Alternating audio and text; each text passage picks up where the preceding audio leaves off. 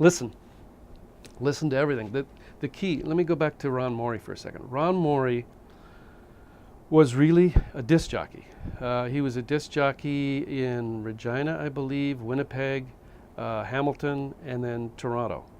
And what he would do, when we started that commercial place in '74, we started to use Ron a lot on commercials. And what he would do is he'd come in and he'd want to borrow all of our tapes of announcers, of American announcers, all the national spots. And he would take those tapes home and listen to them and study them and just make himself as good as they were.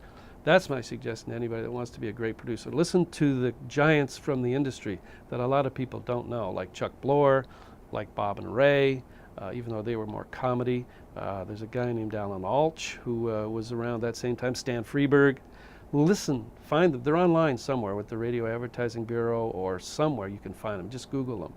And listen to those geniuses, because Chuck Bloor won several thousand awards in his career. And in fact, he stole my business partner, Bill McDonald, in '78 to be a writer for Bill. And Bill eventually worked his way up to be president of the company. But listen to those and study those.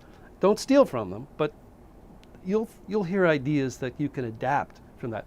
For me, just walking down the street watching people or going to a movie, watching a movie will, I could take that idea and turn that into a radio commercial. So anything is fodder for your imagination, but just study the best. If you want to be a great violinist, you study Jascha Heifetz or Stradivarius. Well, Stradivarius made violins, he didn't play them. But whoever the great, you study the best. If you want to be a great drummer, you study Gene Krupa, you study Buddy Rich, you study all of those guys and watch what they did. That's the same thing with radio.